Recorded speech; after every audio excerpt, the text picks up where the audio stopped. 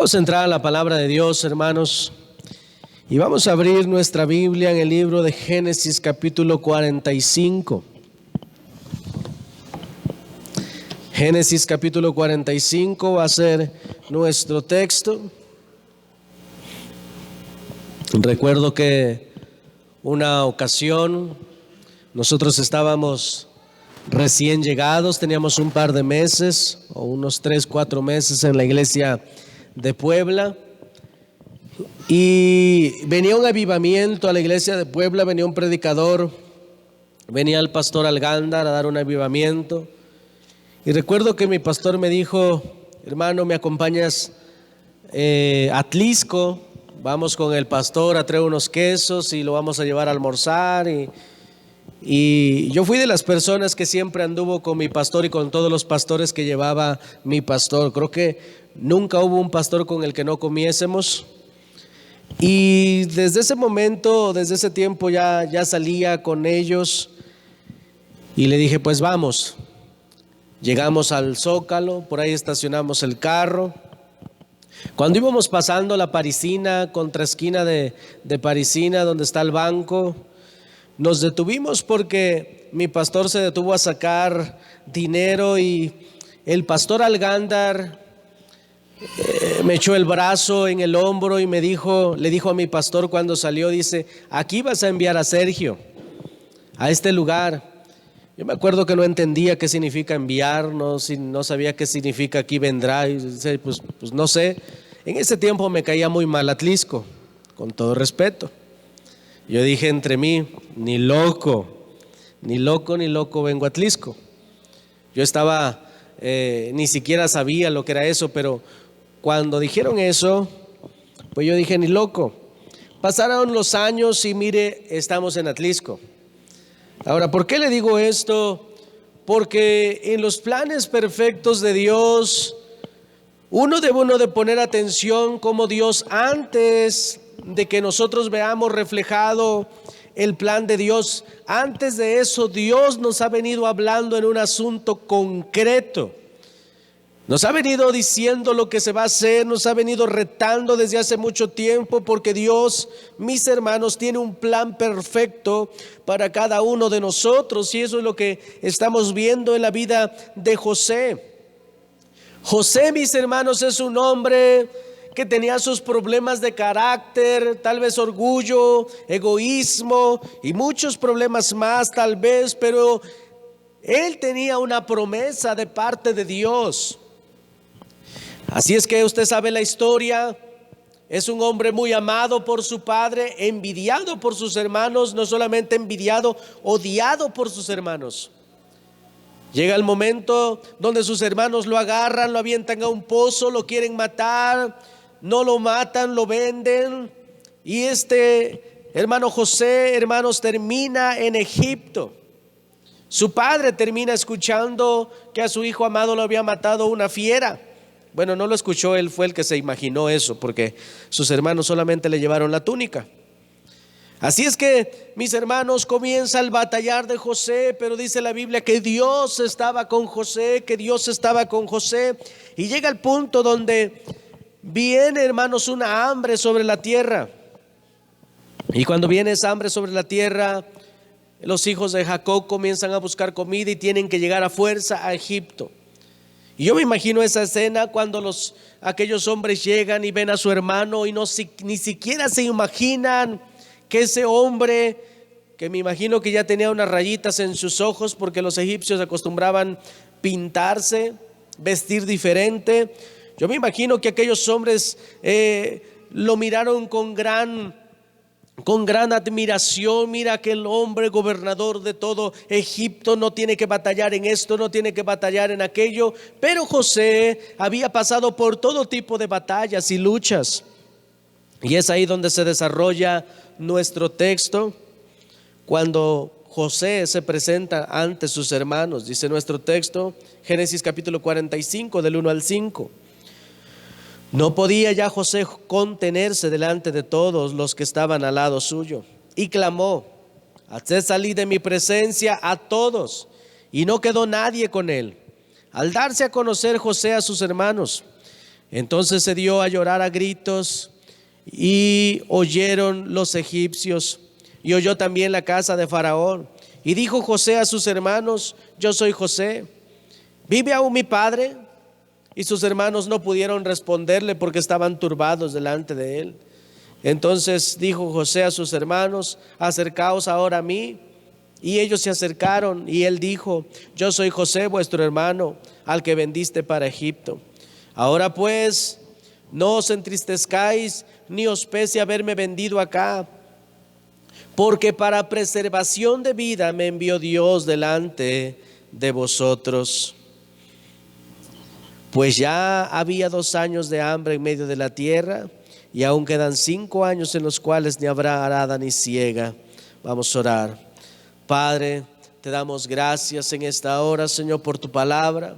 Yo te ruego bendigas la obra de tus manos, Señor, que cada oído que esté escuchando tu palabra, Señor, no solamente entre por uno y salga por otro, sino que entre al corazón, Señor, a lo más profundo de nosotros. Padre, obra un milagro, Señor, te lo pedimos en esta hora. Rétanos, Padre celestial, a cambiar. Rétanos, mi Dios eterno, a hacer las cosas correctas. Y yo te ruego, mi Dios, seas tú, Señor, glorificándote en la obra de tus manos, y te damos gracias en el nombre de tu Hijo amado Jesucristo, nuestro Señor y Salvador. Y tu pueblo dice un fuerte. Tu pueblo dice un fuerte. Amén. Este mensaje se llama Gente con propósito. Estaba contando, mis hermanos, acerca de cómo Dios venía hablando a mi vida respecto al propósito que tenía de predicar en Atlisco. Cuando fuimos creciendo espiritualmente, mi esposa y yo comenzaron a hablarnos de Izúcar de Matamoros, y comenzamos a orar por Izúcar de Matamoros. Incluso 2 veces fuimos a ver lo de un ministerio de barrio, presentamos una película, predicó mi pastor. Estábamos yendo ya algo muy serio ahí en Izúcar de Matamoros. Nunca me imaginé, hermanos, que lo que Dios estaba hablando desde un principio se tenía que llevar a cabo, porque unos son nuestros planes y otros son los planes de Dios. Ahora, en nuestro texto, hermanos, estamos viendo a José cómo pasa por todo tipo de problema, y él le dice a sus hermanos: no estén tristes, todo esto pasó con un propósito. Ahora déjeme decirle, José, hermanos, pasó por pruebas muy fuertes, y tal vez en esos momentos él no entendía el porqué de las cosas. Y muchas veces nosotros pasamos por dificultades, pasamos por situaciones que simplemente no entendemos por qué las estamos pasando. Y lo más curioso pudiera ser que ya somos cristianos y nos estamos enfrentando a situaciones que no entendemos. Déjame decirte que si tú estás en Cristo Jesús y estás buscando su dirección, te vas a topar con muchas bendiciones, pero también con muchos problemas, porque Dios no te va a mandar ni te va a dar la bendición antes de que trate con tu carácter. Dios primero va a tratar con tu carácter. Y Dios primero trató con el carácter de José antes de entregarle un reino, antes de entregarle una bendición, antes de darle un trabajo.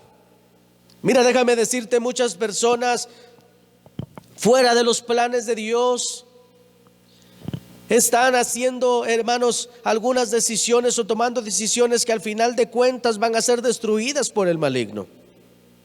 Personas muchas veces oran a Dios clamando por un trabajo, están buscando a Dios: Señor, bendíceme, bendíceme, bendíceme. Y de repente, mis hermanos, cuando Dios bendice, la ingratitud del hombre se deja ver, y no se puede servir a Dios como Él manda. No se puede seguir a Dios como Él desea. Ahora, todo lo que pasa a nuestro alrededor, mis hermanos, tiene un porqué, tiene un propósito, una razón de ser. Yo recuerdo cuando nosotros nos robaron aquí en la iglesia. Sinceramente estaba muy dolido en mi corazón, al mismo tiempo muy molesto. Gracias a Dios que Dios apaciguó mi ira. Y aunque miré a esas personas de frente, muchas veces guardé mi testimonio, guardé mis labios y guardé mi corazón de no dejarme amargar.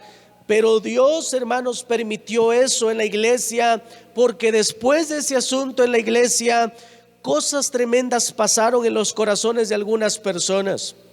Una de las cosas que me maravillaron es que pude ver jóvenes derramar lágrimas por lo que habíamos vivido en la iglesia. Jóvenes que parecían insensibles, personas que parecían que no tenían ningún amor sobre la obra de Dios. En ese momento pudimos ver, algunas personas pudimos ver en ellos o en ellas cómo tenían un amor para las cosas de Dios y un respeto también por su pastor. Entonces, mis hermanos, todo tiene un propósito. Después de esa situación hemos ido mejorando en muchas áreas. Ahora, el plan y propósito de Dios, hermanos, no es que solo tú seas bendecido o prosperado, sino que el canal que Dios desea para nosotros, o el propósito, más bien dicho, que Dios desea en nosotros, es que usted y yo seamos un canal de bendición para otras personas. Hay veces que pensamos egoístamente: bendíceme, Señor, bendíceme, dame, yo voy a poner diezmo en el alfolí, yo voy a hacer esto, pero simplemente nos quedamos en que voy a dar para que me des.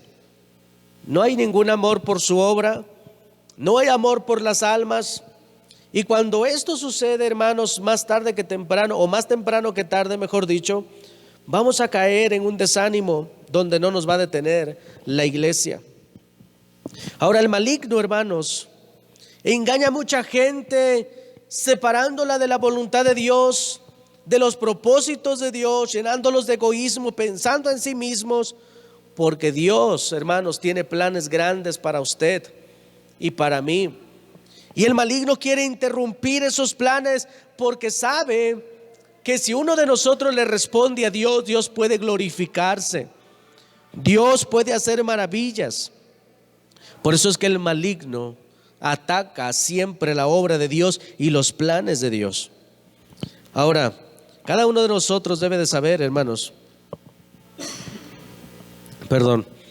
cada uno de nosotros debe de saber que tenemos un propósito de parte de Dios, más grande que tus propios planes, más grande de lo que tú te imaginas.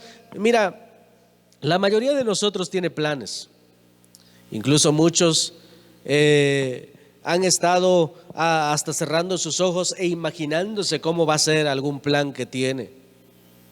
Pero el plan más hermoso que tú tengas es miserable comparado con el plan perfecto que Dios tiene para ti. ¿Cuántos me escuchan?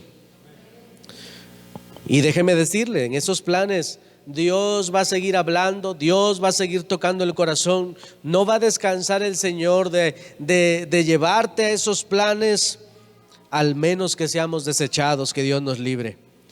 Yo les he platicado que de niño, desde que yo era niño, tenía como una pasión como de oratoria.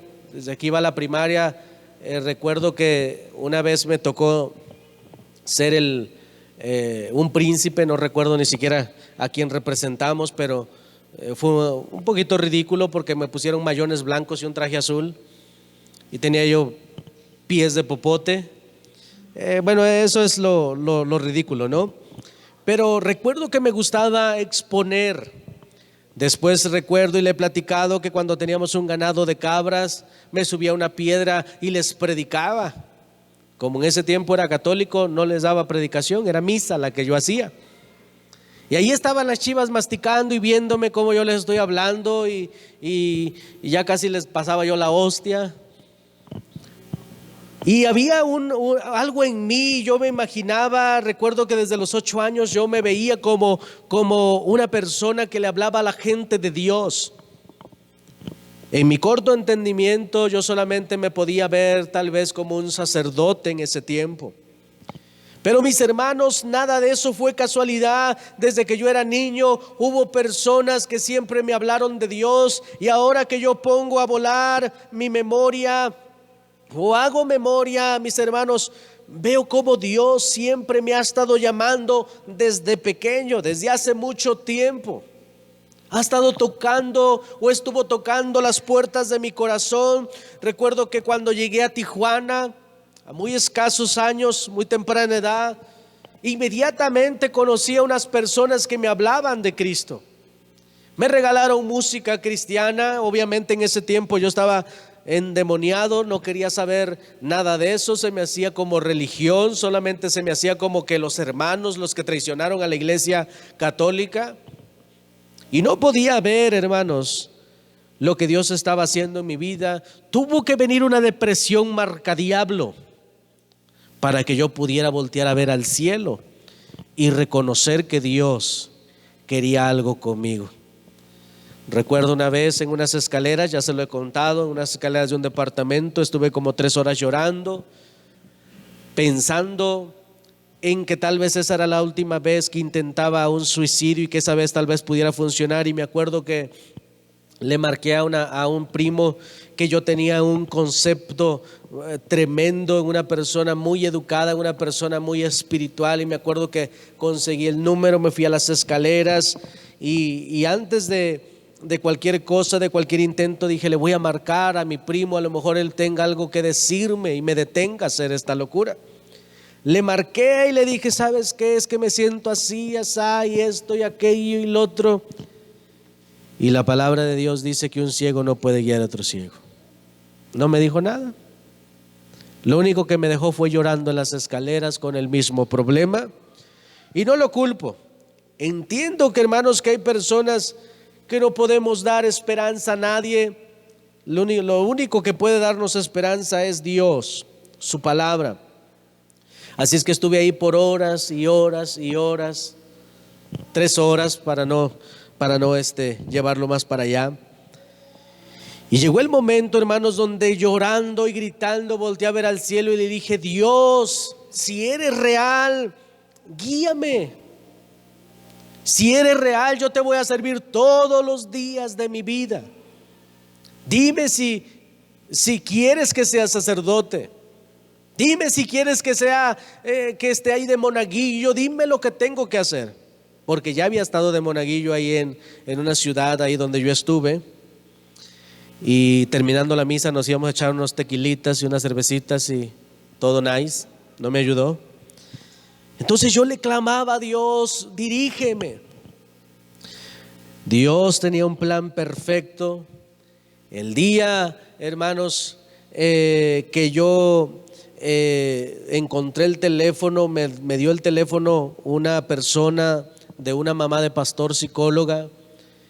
En ese momento yo estaba en la sala, me senté en el sillón, estaba viendo una película y dije, voy a aprovechar para marcar. Gracias a Dios entró la llamada, oraron por mí, pude dormir sin ningún medicamento. En ese momento la psicóloga me dijo, si crees en Dios, tira todo lo que tienes. Tiré todos los medicamentos. Yo no podía dormir sin el medicamento, yo no podía estar sin ansiedad, sin el medicamento, pero en ese momento me sentí tan libre. Ya había ido a consultar de todo, incluso fui con los testigos.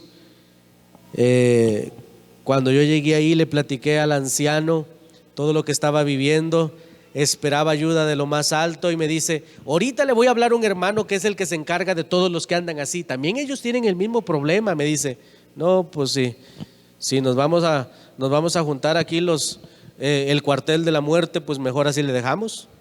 Todos se querían suicidar y me querían meter a ese grupo. Me fui, me alejé. Pero cuando esta mujer, hermanos, oró por mí, por teléfono, me guió a Cristo y me dice, ven el domingo, va a estar mi hijo y van a estar otros pastores para que oren por ti. Pero desde antes que yo fuera con ellos, antes de que oraran y pusieran manos sobre mi cabeza, yo había sido libre. Yo había experimentado, mis hermanos, esa tremenda libertad que solamente puede venir de parte de Cristo.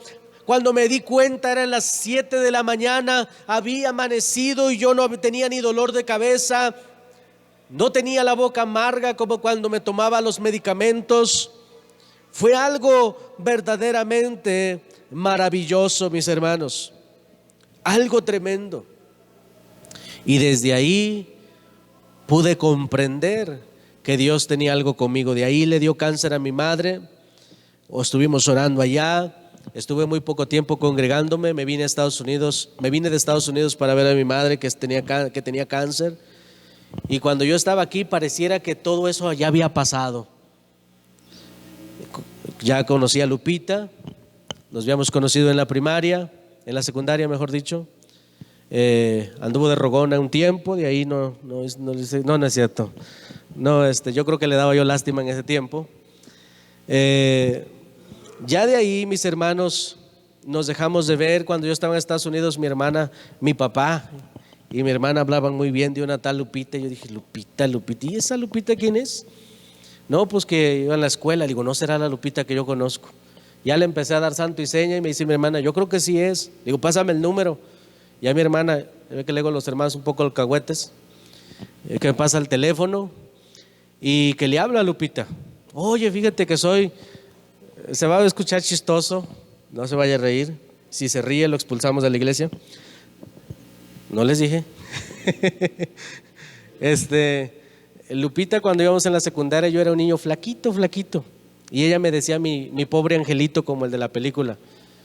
Yo a veces veo mi pobre angelito y pues no estaba yo feo. Yo no sé qué pasó, pero el de la película se ve guapo. Pero así me decía Lupita, mi pobre angelito. Le digo, soy tu pobre angelito, ¿no te acuerdas? No me acuerdo.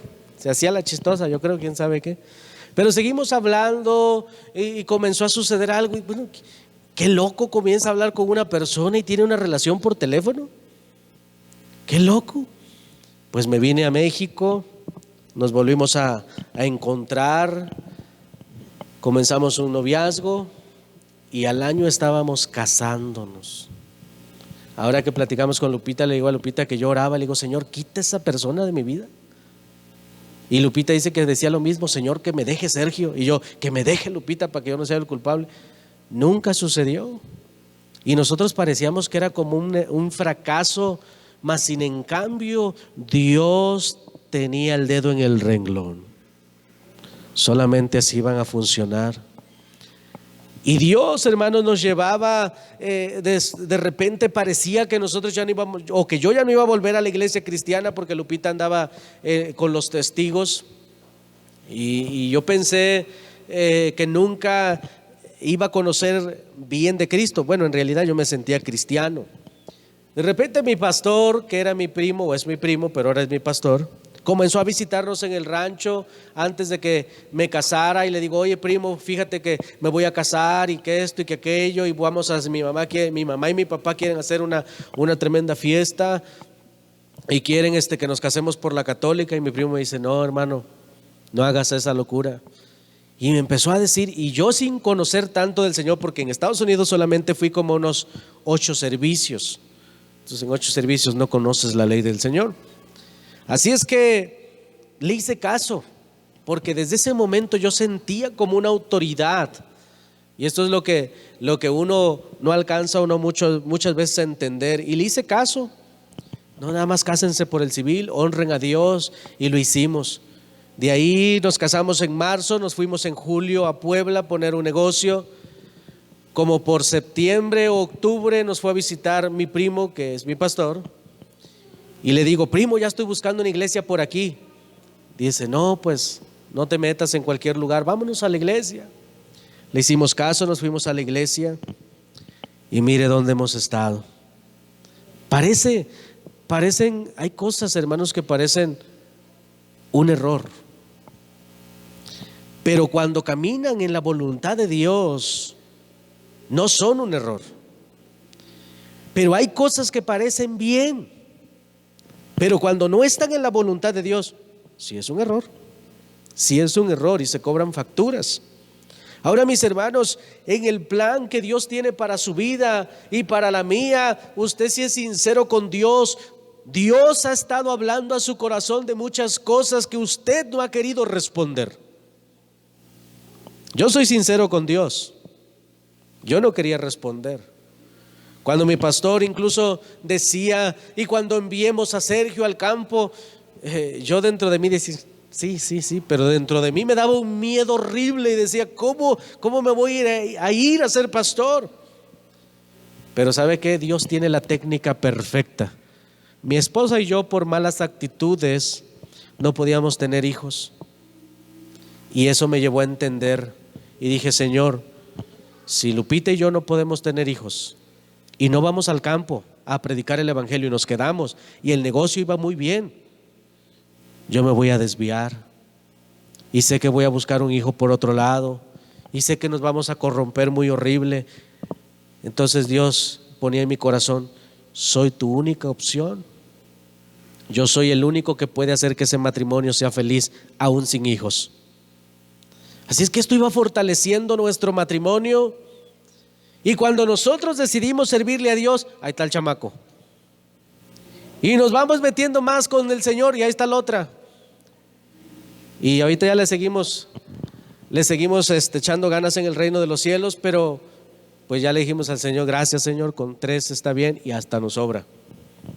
Hasta nos sobra. Estamos muy bien, gracias a Dios.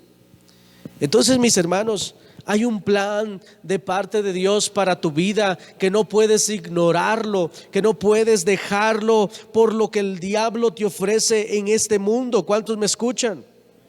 Hay un propósito. Mira, cuando tú lees la Biblia, te darás cuenta que Dios tenía un propósito para cada persona de la cual se habla en la Biblia, conforme a los propósitos del Señor.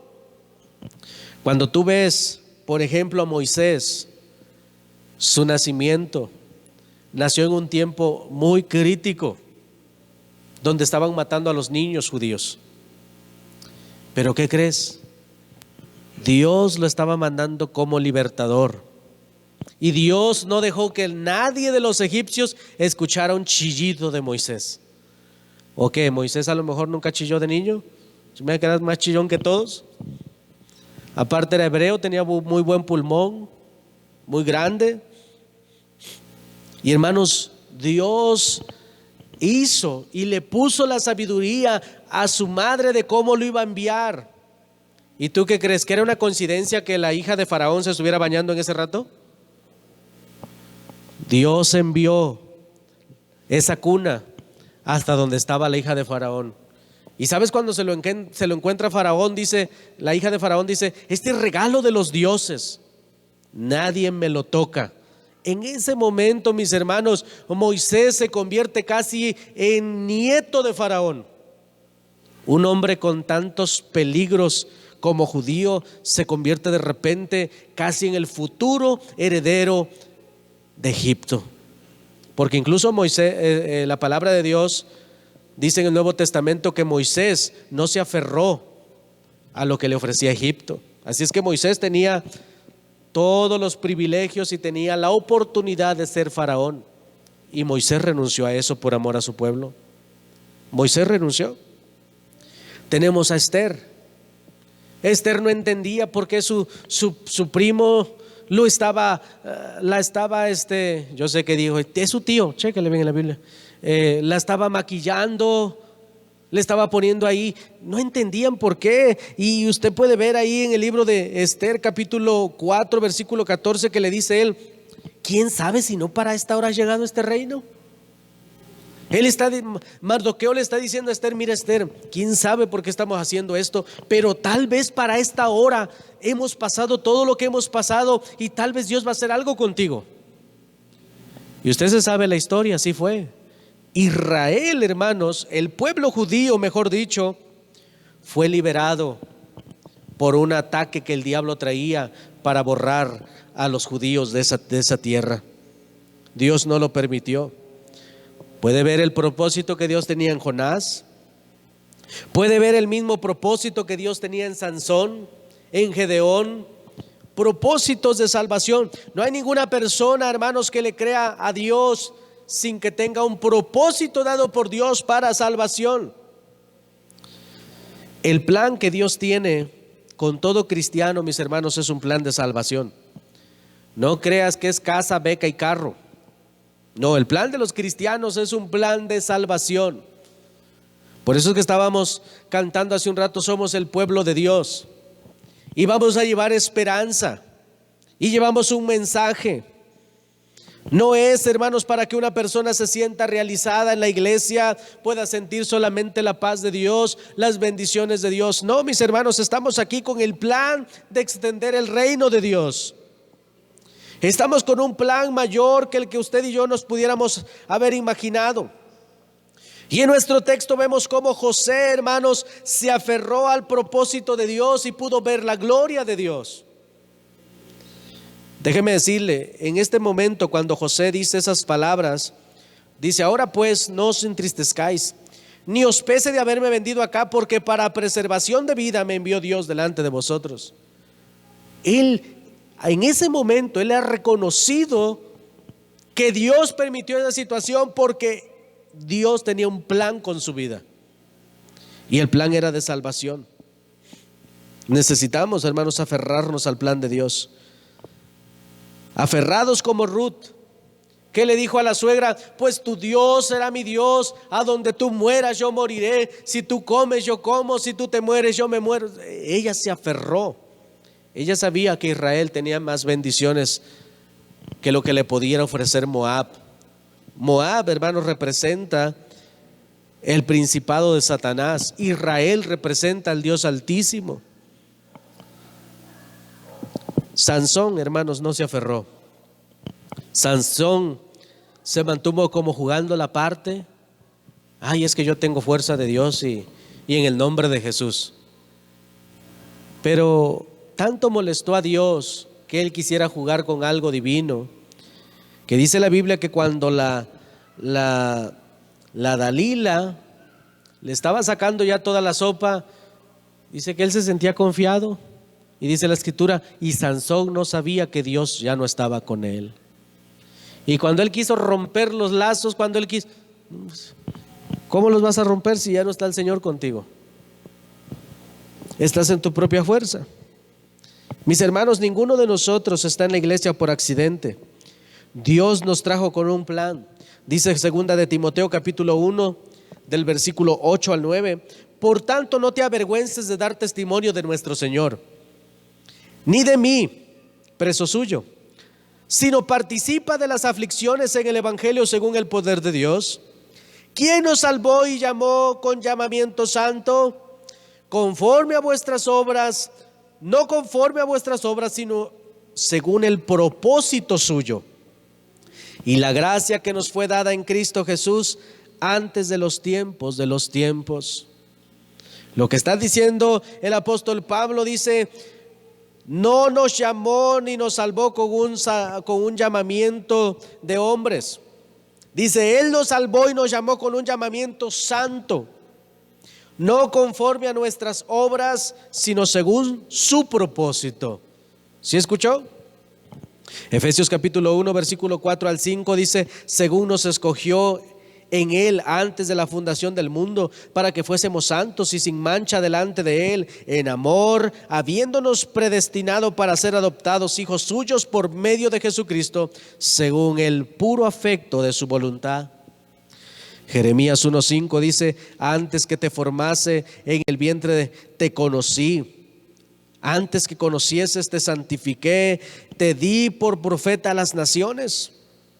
Lo que estamos viendo en estos textos, hermanos, es que Dios tiene un plan desde que nosotros nacimos. Y lo más difícil, hermanos, era conocer a Cristo. Lo más difícil era llegar a la iglesia. Usted y yo ya llegamos. Ahora manténgase en el plan de Dios. Hechos capítulo 8, en el versículo 26 tenemos a Felipe. Dice la palabra de Dios: un ángel del Señor habló a Felipe diciendo: levántate y ve hacia el sur por el camino que desciende por Jerusalén a Gaza, el cual es desierto. Entonces él se levantó y fue. Oh, mis hermanos, qué tremendo es cuando una persona puede comprender el propósito de Dios y obedecerle a Dios. El ángel le habla a Felipe, le dice: levántate y vete hacia el sur. Y dice la palabra de Dios: entonces él se levantó y fue. No dice entonces él se puso a pelear con el ángel y dijo que por qué, que no, la vida no era justa. No, la palabra de Dios dice, hermanos, que él se levantó y fue. Así es que nuestro llamado, hermanos, lo más tremendo, lo que va a hacer que nosotros logremos bendiciones, es que usted aprenda a obedecer el llamado que Dios le hace. Déjeme decirle algo: es muy peligroso cuando nosotros no tomamos el llamado. Y es más peligroso cuando nosotros tomamos algo que no es llamado de Dios. Porque hay personas que cuando Dios les está hablando no le obedecen, y obedecen cuando Dios no está hablando. ¿Me expliqué? Personas, hermanos, que buscan fantasía y no el propósito de Dios. El propósito más grande de Dios, hermanos, es que la humanidad se salve. Ese es el propósito de Dios. Si fuera el que nos vaya bien, yo creo que Dios pudiera haber mandado oro a cada uno, nos hubiera dado unos cuantos lingotes de oro y con eso lo hacíamos. El propósito de Dios es la salvación. Ese es el propósito de Dios. En Génesis capítulo 50, versículo 20, José le dice a sus hermanos: vosotros pensasteis mal contra mí, pero Dios lo encaminó para bien. Él sabía que Dios tenía un plan. José había entendido, le había caído el 20, que todo lo que estaba pasando era porque Dios tenía un plan. No significa que tengamos que pasar lo que pasó José, pero sí significa que lo que necesitemos pasar lo vamos a pasar con tal de seguir el propósito de Dios. Termino con esto. Jeremías 29:11. Yo sé los pensamientos que tengo acerca de vosotros, dice Jehová, pensamiento de paz y no de mal, para darles el fin que esperáis. Entonces me invocaréis y vendréis y oraréis a mí, y yo os oiré. Y me buscaréis y me hallaréis, porque me buscaréis de todo corazón. Hermanos, el plan de Dios es vernos bien, es vernos bendecidos.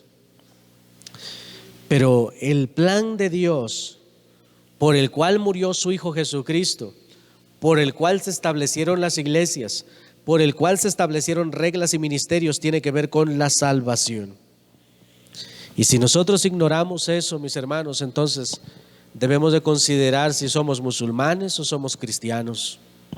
Debemos de considerar si somos del escuadrón de la muerte o somos del ejército de Jesucristo.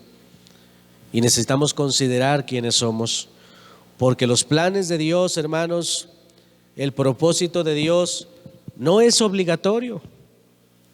Dios va a seguir tocando la puerta de tu corazón, pero puede llegar un momento donde esa luz se apague y Dios nos libre. Dios nos libre, que Dios nos ayude a contestar y decirle: sí, Señor, aquí estoy, envíame. El propósito de la iglesia, mis hermanos, es extender el reino de los cielos. Y entre el mismo cuerpo de Cristo hay personas que funcionan de todo tipo, unos en servicio, otros con finanzas, otros con predicación, y eso es parte del cuerpo de Cristo, pero todos haciendo algo a la vez. Yo les reto, mis hermanos, a que entreguen tiempo a la predicación del evangelio y a crecer en el conocimiento de Dios.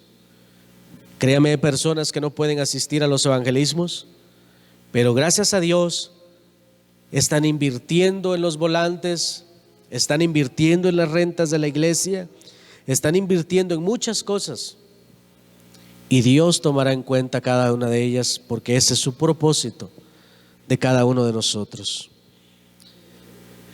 Yo les animo, encamínense en el propósito que Dios está hablando en su corazón, que Dios le ha mandado, y acuérdese, la palabra de Dios prueba los corazones, porque hay personas o la palabra de Dios prueba lo que algunas personas declaran en el nombre del Señor.